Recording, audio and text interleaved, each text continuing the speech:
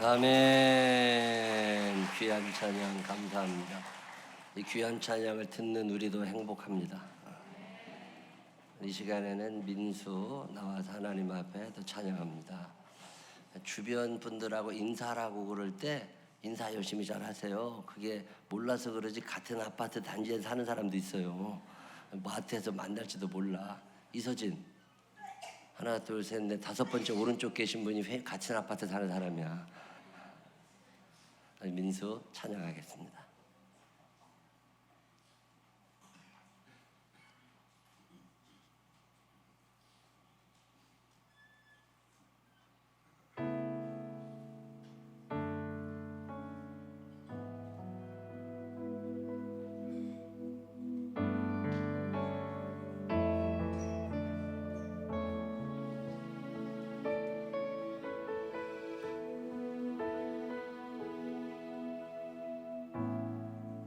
의지했던 모든 것 변해가고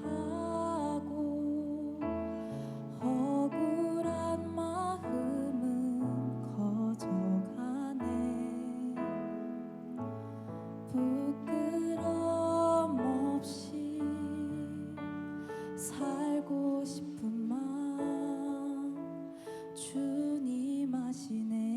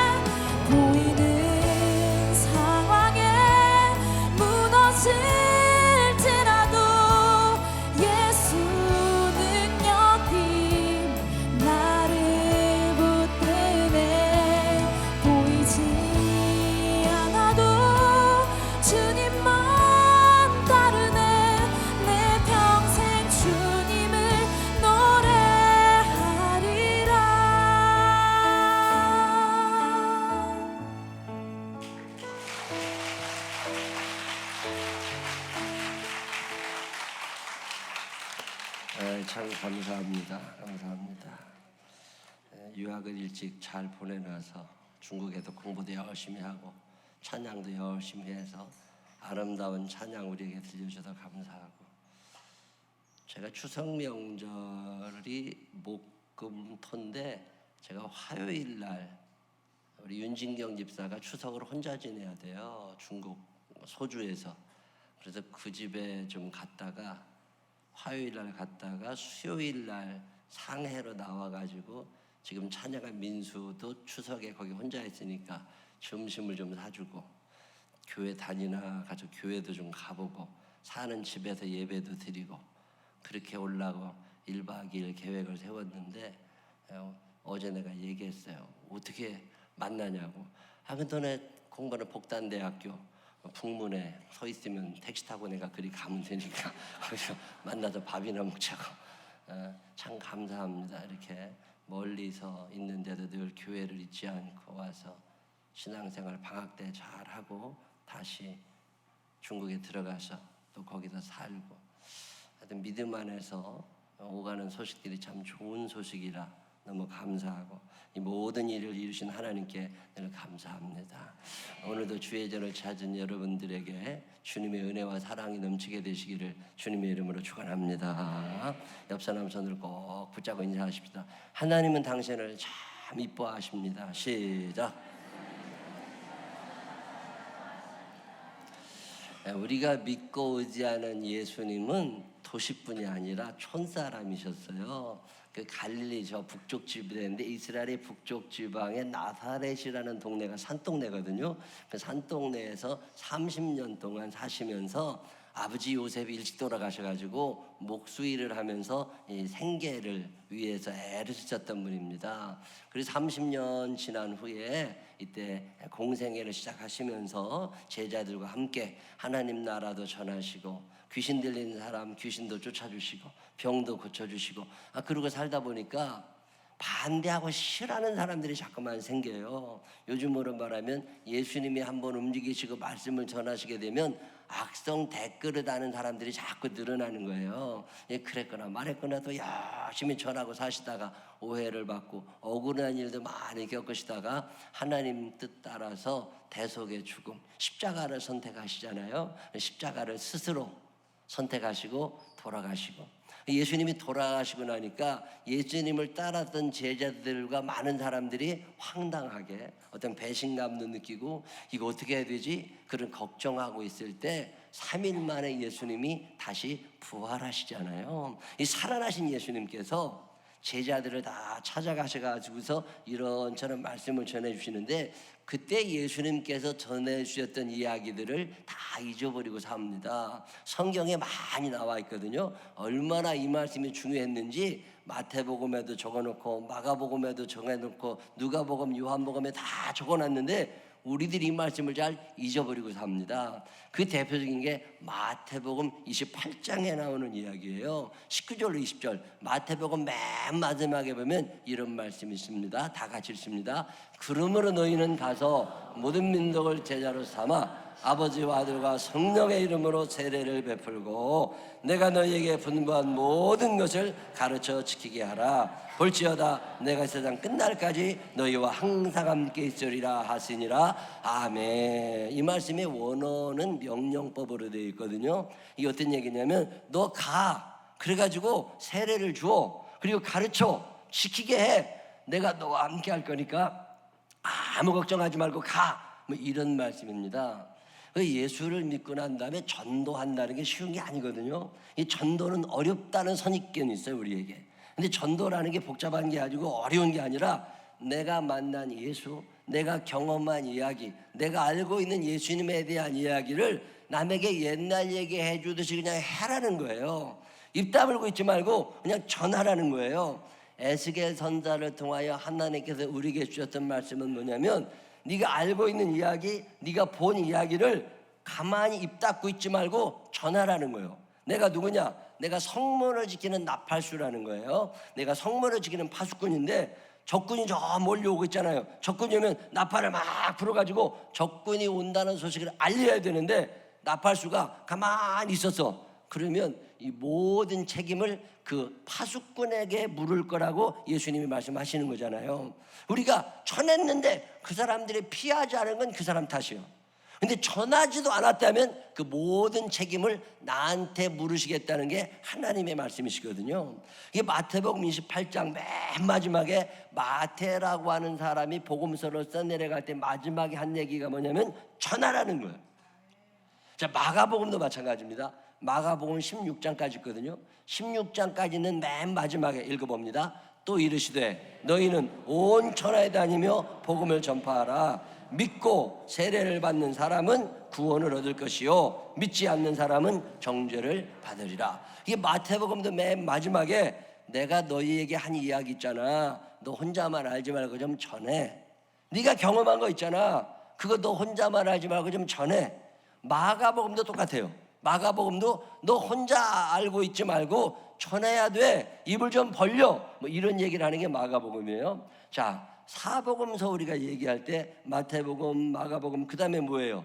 누가복음, 요한복음이잖아요. 자, 누가복음 맨 마지막 누가복음 24장에 이런 말씀이 있습니다. 44절로 48절인데 읽어보십시다. 시작. 또 이르시되 내가 너희와 함께 있을 때에 너희에게 말한 바 곧 모세 율법과 선지자의 글과 시편의 나를 가르쳐 기록된 모든 것이 이루어져야 하리라 한 말이 이것이라 하시고 이에 그들의 마음을 열어 성경을 깨닫게 하시고 또 이르시되 이같이 그리스도가 고난을 받고 제3일에 죽은 자 가운데서 살아날 것과 또 그의 이름으로 죄사함을 받게 하는 회개가 예루살렘에서 시작하여 모든 족속에게 전파될 것이 기록되었으니 너희는 이 모든 일의 증인이라. 아멘. 너희가 경험했지 않냐는 거예요. 3년 동안 있으면서 여러 가지 일리가 경험했고 그리고 부활한 나를 보지 않았느냐. 이거 입 닫으면 안 된다. 너희가 알고 너희가 보고 너희가 경험한 것을 전하는 자 증인이 되라고 예수님이 맨 마지막에 또 말씀을 하십니다. 마태복음, 마가복음, 누가복음뿐 아니라 요한복음도 맨 마지막에 요한복음은 21장까지 있는데 사실은 20장에서 끝났어요. 그리고 나서 덧붙여진 게 요한복음 21장인데 요한복음 20장 맨 마지막에 이런 말씀이 있습니다. 읽어보십니다. 예수께서 또 이르시되 아버지께서 나를 보내신 것 같이 나도 너희를 보내노라. 아멘. 하나님께서 예수님을 이 땅에 보내신 것처럼 나도 너희를 이제 세상에 보낼 거니까 너희가 가정으로 가고 직장으로 가고 어떤 모임에 가서 내가 만난 예수, 네가 경험한 예수, 네가 들은 예수님의 이야기를 입 닫지 말고 좀 얘기해. 뭐 이런 말씀이 계속 반복이 되는 거예요. 자, 사도행전은 처음부터 이 얘기로 출발합니다. 사도행전 1장 8절 다 같이 읽습니다. 사도행전 1장 8절 오직 성령이 시작.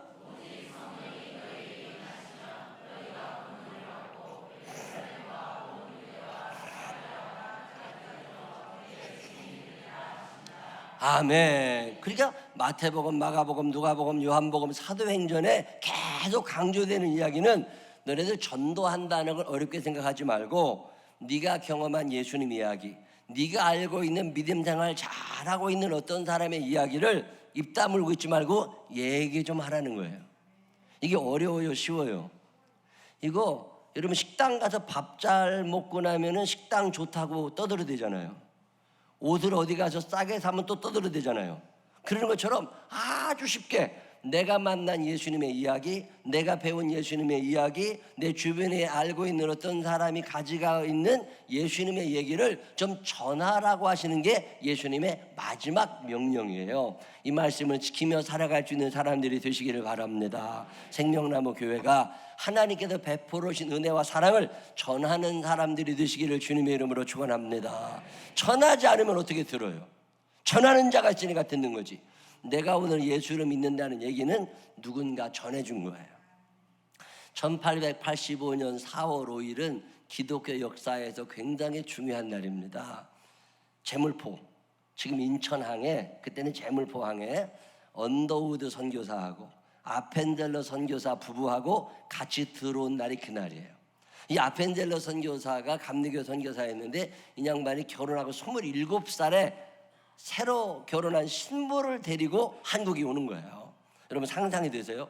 미국이라는 나라에서 그때 대한민국은 진흙벌입니다. 모기, 파리, 전염병 온 천지가 들어온 그때 젊은 신혼부부가 한국에 들어오는 거예요. 내가 만난 예수, 내가 경험한 예수, 이 예수를 전하겠다고 들어와가지고 열심히 전하고 다닙니다. 그리고 전하며 다니다가 뜻을 같이 한 사람들을 모아가지고 세운 게 연세대학교예요. 우리가 연세대학교가 영어 이름이 연세 메서디스트 유니버시티거든요. 감리교인들이 돈 모아서 세운 대학이라 그런 뜻이에요. 이화여자대학도 그렇게 세워집니다. 정동제일교회가 그렇게 세워지고 그 초기에 오셨던 선교사님들에 의해서 세워진 학교와 병원이 어마어마하죠. 맨 기독교 개독교라고 욕이나 해대고 있지 사실 대한민국의 근대화의 뿌리가 그 선교사들이 전국에 얼마나 많이 와서 어마어마한 일을 하고 갑니다. 이 선교사들의 이야기, 특별히 아펜젤로 목사님은 한국에서 17년 동안 사역을 하다가 죽거든요. 이 사역을 열심히 하다 보니까 성경을 너무 몰라 사람들이. 이 성경을 알아야 돼. 성경을 좀 번역해야 되겠다. 그래가지고 그 당시에 한국에 와 계셨던 선교사님들이 수백 명인데 그분들 중에 뜻을 같이 하는 사람 몇 명이 모여가지고서 성경 번역위원회 같은 걸 만들어가지고 성경을 번역하는데 그 회의가 목포에서 있었어요. 목포까지 배를 타고 아펜젤로 목사님이 44살 젊은 나이에 그 배를 타고 가는데 배가 사고가 나가지고 침몰을 합니다. 침몰을 하니까 어서 이제 구명조끼를 딱 입고서 이러고 있는데 물에 둥 떠 있는데 옆에 보니까 알도 못하는 조선 사람 하나가 죽어가는 거예요. 구명조끼가 없어가지고 죽어가니까 이 아펜젤로 선교사가 그 사람한테 수용해가지고 가가지고서 나는 예수를 믿는데 나는 죽으면 천국 가는데 당신 지옥 간다. 당신이 몰라서 그러지 천국과 지옥이 있다. 우리가 예수 믿지 않으면 천국 못 간다. 그리고 나서 자기가 입고 있던 구명조끼를 벗어줘요. 당신은 살아서 꼭 예수 믿고 천국 가고 나는 지금 죽어도 천국 가니까 관계없다고. 그리고 구명조끼를 벗어주고 44살 나이에 거기서 죽습니다. 이런 사람들을 통해서 복음이 전해졌고 오늘 우리가 예수를 믿게 된 거잖아요. 여러분 유명한 그 손양원 목사님 같은 분 여수에 가면 지금도 손양원 목사님 기념교회 기념관이 있거든요. 거기 가보셨어요? 맛있는 식당만 찾아가지 말고 그런 데도 좀 가봐요. 여수 이런 데 가는 사람들 밤낮 맛집만 찾아다가 검색해야 되더만 그 순교자 기념관에 좀 가봐야 예수 믿는 사람이요. 그런데 가보면 참 마음이 좀 뭉클해집니다. 하나님이 자기를 얼마나 사랑하시는 줄 알고 이 내가 받은 사랑을 전하고 싶어 가지고서 그 소록도에 들어가시잖아요. 소록도 가보셨어요? 소록도 가본 사람? 그런데 좀 가봐요. 엄한 데만 쫓아다니고 유명한 관광지만 가보지 말고서 그 소록도 문둥병 환자들이 잔뜩 있는 데잖아요. 그 옛날 그 문둥병 환자들이 거기 그냥 다 배로 실어가지고서 거기다 버리고 가고 그래서 문둥병자들이 거기 잔뜩 있을 때 그 선목사님이 거기 들어가서 교회를 다ним하고 거기서 그 사람들에게 말씀을 전하고 같이 살아가는데 이 신방을 가면 문둥병자들이 다 도망가고 없어요. 왜 그래요? 목사님 문둥병 걸리면 안 되니까 이게 전염성이 강하니까 오시지 말라고. 아니 목사가 어떻게 거기를 안 가냐고. 나도 문둥병 걸리더라도 가야지. 그리고 신방을 가면 목사님한테 전염될까 봐 교인들이 다 도망가고 없어. 그때 손영한 목사님이 매일마다 기도했던 기도 제목이 기록으로 남아 있습니다. 하나님 내가 문둥병자가 되게 하셔서 저들에게 말씀을 전하러 들어갈 때 저들이 도망가지 않도록 나도 환자가 되게 하여 주십시오. 여러분 이런 기도 드릴 수 있어요? 그런 분들의 죽음, 그런 분들의 땀 위에 교회가 세워진 거고 누군가 예수를 믿은 거예요. 손양한 목사님이 소록도에서 목회할 때 공산주의자들이 들어오게 되고 공산당들이 와가지고 사람 막 찔러 죽일 때 자기 아들 둘이 죽잖아요. 그 자기 아들 친구가 고발을 합니다. 저놈들 예수 믿는 놈들이라고. 그래가지고 예수 믿는다는 이유로 손양한 목사님의 아들 둘이 창에 찔려 죽어요. 그 땅에 찔려 죽은 다음에 장례 다 치르고 나서 손양한 목사님이 설교할 때 그 설교 원고가 남아있잖아요. 내가 하나님께 감사한 것이 있다. 아들 둘이 미국 갈 준비를 잘하고 있었는데 미국보다 천국 가게 된 걸 감사한다. 한 사람의 순교자도 집안에서 나오기 쉽지 않은데 아들 둘이 다 순교자의 반열에 이름을 올리게 돼서 감사한다. 우리 아들 예수 믿는다고 고발해가지고 죽게 만든 우리 아들 친구, 그 친구 이름을 불러가면서 내가 그 용서한다. 그리고 그 아들 그거 내 친아들로 다시 받아들여서 얘도 잘 믿다가 같이 천국에서 만날 거다. 용서할 수 있는 마음 주신 하나님 감사합니다. 그런 분들의 전함이 있었기에 오늘 우리가 예수를 믿고 사는 거잖아요. 유관순이라는 사람도 그런 사람이잖아요. 그 어렸을 때부터 주일학교 잘 다니던 어린아이, 그 선교사님이 충남 천안에서 왔다 갔다 하면서 유심히 봐뒀다가 어느 날 쟤 좀 똑똑한데 공부 좀 제대로 시켜서 훌륭한 사람 만들어보자고 담임 목사님하고 상의해가지고 부모님하고 상의해가지고서 선교사님이 돈 대줘가지고 그 선교사들이 세운 학교가 이화여고거든. 그때 그 이화여고에 유관순을 보내는 거잖아요. 거기에 가서 열심히 공부하고 신앙생활 잘하다가 3.1운동 일어날 때 얼마나 그들이 와서 애를 쓰고 기도하고 고향에 가서도 그 독립운동을, 그게 다 신앙의 뿌리거든. 내가 만난 예수, 내가 경험한 예수, 내가 배운 예수를 내가 전하고 싶은 마음에, 이런 마음이 오늘 우리들에게도 있어지시기를 주님의 이름으로 축원합니다. 신앙생활은요, 나만 믿고 나만 좋은 거 아니에요. 어느 날 왜 그렇게 전도가 안 되지? 왜 그렇게 말하는 게 주저주저하게 되지? 하고 스스로 가만히 생각해 보니까 여러 가지 이유가 있어요. 그 중에 하나가 뭐냐면 자기 사랑이 점점 커지다 보니까 남 죽는 것에 신경을 안 써. 이기주의 시대를 살다 보니까 남이야 죽든 말든 나만 잘 살면 돼. 그러다 보니까 전하는 자가 없어진 거예요. 성경이 말하고 있는 건 개인주의 아닙니다. 성경이 말씀하는 것은 너 혼자 잘 먹고 잘 살아가라는 것이 아니라 함께 살아가는 거잖아요. 함께 죽고 함께 살아가는 게 하나님의 뜻이거든요. 우리 교회 표어가 그래서 함께 죽고 함께 사는 신앙 공동체예요. 나 혼자 잘 살아서 될 일이 아닙니다. 누군가와 더불어 살아갈 줄 아는 사람들이 되시기를 바랍니다. 요나라고 하는 사람에게 하나님께서 너 니느웨에 가서 복음을 전해. 근데 요나가 안 갑니다. 왜 그래요? 니느웨에 사는 놈들 나쁜 놈들이요. 니느웨에 사는 사람들 나하고 생각이 다른 사람이요. 코드가 안 맞아. 그래서 나는 거기 가서 복음 못 전해. 그게 요나 얘기잖아요. 근데 그럼에도 불구하고 하나님께서 아니요, 너랑 생각이 다르고 너하고 코드가 안 맞아도 그 사람도 내 백성이야. 가서 전해. 그래가지고 요나가 가서 전하게 될 때 니느웨에 회개의 바람이 일어나고 예수 믿는 사람들, 하나님의 자녀들이 늘어나게 되는 거잖아요. 내 판단에 저 사람 안 될 것 같아도 그 사람도 하나님의 자녀임을 기억하시기를 바랍니다. 내 생각에는 절대 천국 못 갈 것 같은 그 사람도 하나님의 자녀임을 기억하시기를 바랍니다. 그 사람에 대한 사랑이 내게 있으면 전하게 됩니다. 개인주의 시대를 살다 보니까 사랑 없는 까닭에, 사랑 없는 까닭에, 사랑이 다 식어져 가니까 옆에 있는 사람이 죽든 말든 형제가 죽든 말든 상관이 없는 거예요. 우리가 어렸을 때 초등학교 중학교 때 불교 그러면 자비라는 단어를 배우고 기독교 그러면 박애라는 단어를 배웁니다. 이 박애라는 단어는 뭐냐면 넓은 사랑이라는 거예요. 내가 사랑할 사람만 사랑하는 게 아니라 나하고 별로 사이가 안 좋은 그 사람까지도 사랑하는 거, 이게 기독교의 사랑이거든요. 예수님께서 이 땅에 오셔서 하신 말씀 중에 누가복음 6장에 보면 이런 말씀이 있습니다. 32절과 38절인데 너희가 만일, 다 읽어보십시다. 시작. 너희가 만일 너희를 사랑하는 자만을 사랑하면 칭찬받을 것이 무엇이냐?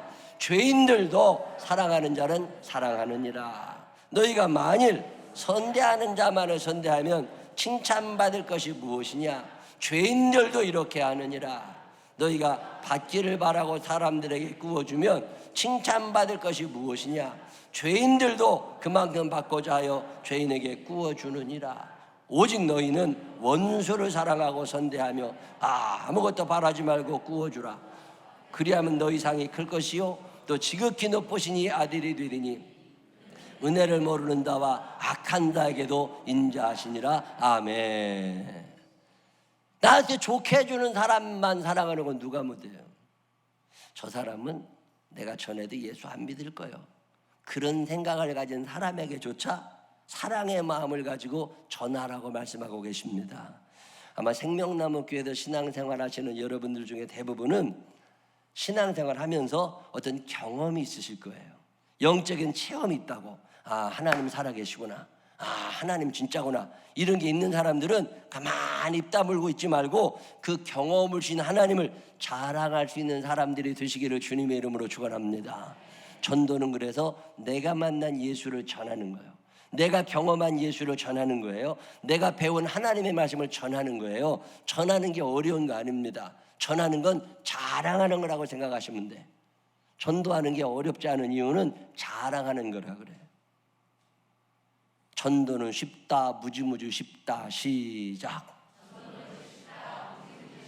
다시 한번 시작. 전도가 어렵다고 생각하니까 안 된다니까. 전도가 쉬운 이유 중에 하나는 뭐냐면 전도는 그냥 자랑하는 거예요. 어디 가서 밥 맛있게 먹고 온 다음에 그 음식점 자랑하는 것처럼 나와 함께 하신 하나님을 그냥 평범하게 자랑하는 걸 전도라고 그래요. 그래도 그런 유명한 말이 있습니다. 자랑거리 많은 교회 되고 자랑거리 없는 교회 안 된다. 시작. 집안에도요, 자랑거리가 많아야 집이 일어납니다. 하나님의 자녀들은 자랑거리가 많은 사람들이에요. 자랑하면서 살게 되시기를 바랍니다. 그래서 내 스스로 나를 자랑할 수는 없잖아. 그리고 어떻게 해야 돼요? 교인들 자랑을 해주면 돼. 옆 사람 자랑해주고 다니면 된다니까.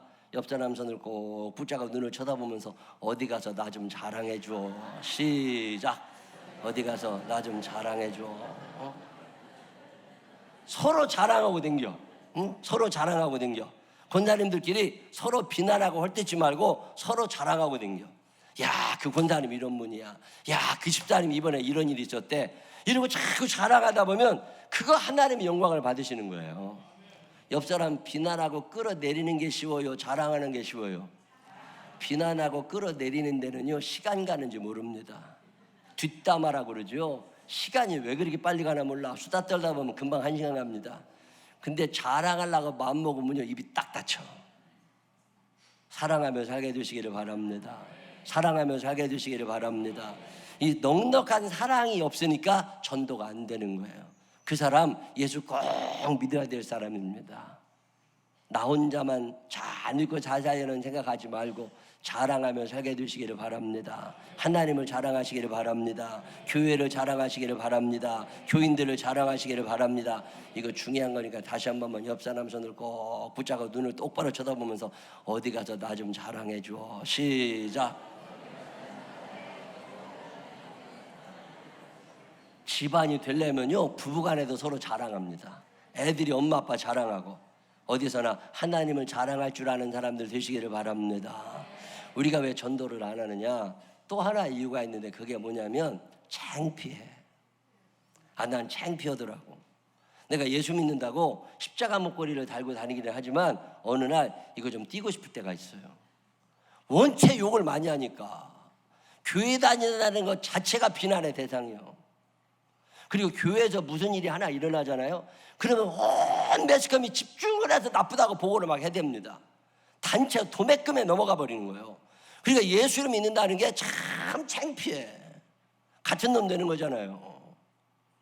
유치원에 대해서 계속 어떤 나쁜 놈들이 나와가지고 막 언론 플레이 해가지고 욕할 때 우리 원장님이 그만두더라니까요. 참 잘하셨는데 못 견디겠대. 자존감이 무너지고 명예가 더럽혀지고 같은 놈 되는 게 너무 싫다는 거예요. 그러다 보니까 옛날에는 안 그랬는데 젊은 애기 엄마들이 뭐라고 하는 사람들이 생긴다는 거예요. 그렇다고 그만둬야 되겠다고. 아, 충분히 이해가 돼. 예수 믿기 싫은 이유 중에 하나가 뭐냐면 창피해서 그래. 내가 예수를 제대로 만나본 적도 없는데 교회 다닌다는 것 때문에 창피해. 어디 가서 내가 성경을 읽는다는 것 자체가 창피해. 옛날에 80년대는 안 그랬어요. 지하철 앉으면 성경들 봤다고. 근데 지금은 성경책 꺼내는 것 자체가 창피해. 세상을 지금 이렇게 바꿔놔 버렸다고. 이런 속에서 예수 믿는다고 하는 게 얼마나 어려워요. 아, 뉴스를 잘 보도 않는데 어느 날 뉴스 봤더니 이재록 목사가 어떻게 뭐 그런 얘기 나오더라고. 성폭행범이라고 뭐 김기동 목사가 어쩌다고 저쩌다고. 그런 얘기 들으면요 도매금에 넘어가는 거예요 그냥. 여러분 이재록이 누군지 아세요? 그 교주요. 신학대학 정상적으로 나와서 목사 연수받고 목사 고시 합격한 사람들 아니라고. 김기동이도 마찬가지고. 그게 뿌리가 다른 사람들이라니까. 그냥 교회라는 걸 차려가지고 자기 영업을 한 사람들이지 그 안에 성령의 역사가 일어나고 하나님의 영광을 드러낸 사람들이 아니라고. 옛날부터 목사님들은 다 알아. 저거 목사 아닌 거를. 근데 우리는 다 아는데 뒤에 호칭이 목사니까 같이 넘어가는 거예요 그냥. 그래서 뭐 창피스러 아주 그냥. 제가 이렇게 창피하니까 하나님 더 이상 목사 못 해먹겠습니다. 이거 교회 다니기도 창피해 죽겠는데 목사로 다닌다는 게 보통 창피한 일이 아닌데 하나님 이거 어떻게 해야 되느냐고. 그리고 내가 기도할 때 성령님께서 내게 주신 음성이 있습니다. 그 음성이 뭔지 아세요? 제품에는 문제가 없다. 제품에는 문제가 없어. 뭐가 문제요? 판매원이 문제고 판매원이. 제품에 문제가 있는 거예요? 판매원에 문제가 있는 거예요? 판매원에 문제가 있는데 사람들은 제품이 나쁜 줄 안다 그 말이요. 이걸 구분할 줄 알아야 돼. 다시 한번 옆 사람 손을 꼭 붙잡고 눈을 쳐다보면서 제품에는 문제가 없습니다. 시작. 하나님에게는 문제가 없어. 성경에는 문제가 없다니까. 이 성경을 전하는 사람들에게 문제가 있었던 거예요. 그것도 가짜들이 너무 많다 보니까 도매금에 넘어가 버린다니까. 이걸 알고 답답해했던 바울 목사님이 비슷한 얘기 하는 게 뭐예요? 로마서 1장 18절에 16절에 이런 말씀이 있습니다. 내가 복음을 그 다음에 뭐예요? 부끄러워하지 아니하는. 제품에는 아무 문제가 없더라는 거예요. 전하는 나한테는 문제가 있어. 전하는 나는 죄가 많아. 전하는 나는 비난받는 적도 있고 전하는 나는 감옥 갔다 온 적도 있어. 그렇지만 제품에는 문제가 없어. 그래서 나는 복음을 부끄러워하지 않는다. 누가 뭐라고 그래도 나는 이 말씀을 자신 있게 전할 수 있다. 그래도 그가 나이 들어서 돌아가시기 직전에 맨 마지막쯤에 쓰는 서신이 디모데후서인데 그 디모데후서 4장에 오늘 말씀 그 말씀입니다. 오늘 우리가 읽은 디모데후서 4장 2절 말씀이 바울 목사님이 다 나이 들어서 죽기 전에 유언처럼 그의 양아들에게 주는 음성이에요. 예수님께서 부활 승천하시기 직전에 제자들에게 유언처럼 하신 말씀이 말씀을 전하라는 거예요. 제품에는 아무 문제 없어. 바울 목사님도 돌아가시기 직전에 그의 양아들 디모데에게 긴 편지를 쓰면서 이런 말씀하는 거예요. 읽어보겠습니다. 디모데후서 4장 2절 시작. 너는 말씀을 전파하라. 때를 얻든지 못 얻든지 항상 힘쓰라. 범사율의 참음과 가르침으로 경책하며 경계하며 권하라. 때가 이르리니 사람이 바른 교훈을 받지 아니하며 귀가 가려워서 자기의 사욕을 따를 스승을 많이 두고 또 그 귀를 진리에서 돌이켜 허탄한 이야기를 따르리라. 그러나 세상 사람들은 그렇게 간다 할지라도 그러나 너는 모든 일에 신중하여 고난을 받는다 할지라도 전도자 일을 하며 내 직무를 다하라. 감당하며 살게 되시기를 바랍니다. 부끄러울 때가 있어요. 맞아요. 목사로 사는 게 참 창피할 때가 있어요. 맞아요. 그래도 뭐에는 문제가 없어? 제품에는 문제가 없어. 전하는 나한테 문제가 있는 거예요. 자신 있게 부끄러워하지 말고 전하시기를 바랍니다. 우리 생명나무교회 교인들이 어디에 있든지 하나님을 자랑할 수 있는, 교인들을 자랑할 수 있는, 교회를 자랑할 수 있는 참 전도자들이 되시기를 주님의 이름으로 축원합니다. 기도하겠습니다.